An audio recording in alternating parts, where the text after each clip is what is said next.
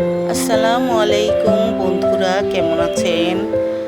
আজ আমি বানাবো চিংড়ি মাছের মাথা, পা আর লেজ দিয়ে কোপ্তা। চিংড়ি মাছের কোপ্তা তো আপনারা খেয়েই থাকেন। মাথার লেজ ফেলে দিবেন না।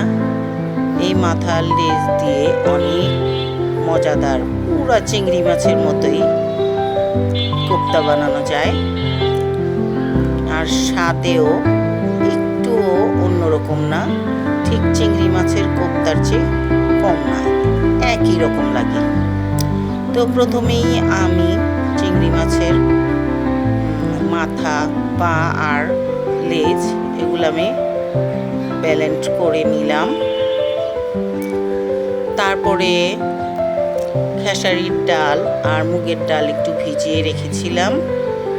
সেই খেসারির ডাল আর মুগের ডাল আমি কাঁচামরিচ, পেঁয়াজ দিয়ে সেটাও ব্যালেন্স করে নিলাম। খালি চিংড়ি মাছের কোপ্তা বানালে ডাল অল্প একটু দিলেই হয়, কারণ চিংড়ি মাছটা একটু আঠালো থাকে। কিন্তু চিংড়ি মাছের মাথা দিয়ে যদি কোপ্তা বানান তাহলে সেই কোপ্তাটা মানে একটু ছাড়া ছাড়া হয়, আঠালো হয় না, তাই ডাল একটু বেশি করে দেওয়া লাগে। তো আমি তারপরে ওগুলা ব্যালেন্স করে নিয়ে আবারও একটু পেঁয়াজ কুচি দিয়েছি, একটু ময়দা দিয়েছি, একটু আদা রসুন পেস্ট, তারপরে জর্তিক জায়ফল পোস্তা দানার পেস্ট, গরম মশলা, তারপরে হলুদ মরিচ গুঁড়ো, এগুলো সব একসাথে করে ভালোভাবে মাখিয়ে নিচ্ছি। আর ময়দাটা দেওয়ার উদ্দেশ্য হচ্ছে ময়দাটা দিলে কোপ্তাটা ভাঙবে না, একবারে সুন্দরভাবে টাইটভাবে হবে, মুচমুচে হবে। আর আপনারা যদি পারেন একটু চাল ডালের সাথে ভিজিয়ে দেবেন, তাহলে ওই ডালের সাথে চালও একটু গুঁড়ো করে নিলে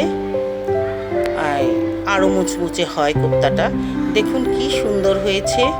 এভাবে আপনারা কোপ্তা বানিয়ে খেয়ে দেখুন, অনেক মজা, অনেক মজা। আমার এই কোপ্তা আপনাদের যদি ভালো লেগে থাকে তাহলে লাইক, কমেন্ট, শেয়ার করে পাশেই থাকবেন, আর নতুন হলে সাবস্ক্রাইব করবেন। এখন থেকে আর চিংড়ি মাছের মাথা, লেজ আর পা ফেলে দেবেন না। সেটা দিয়ে ভর্তাও খাওয়া যায়, ভর্তাও খেতে পারেন। আর আমি যে কয়েকটা বানিয়েছি আর বাকিটা আমি বাটিতে ভরে ফ্রিজে ডিপে রেখে দেব, মাঝে মধ্যে বের করে যে কোনো টাইমে ভেজে খাওয়া যাবে। আজ এই পর্যন্তই। খোদা হাফেজ।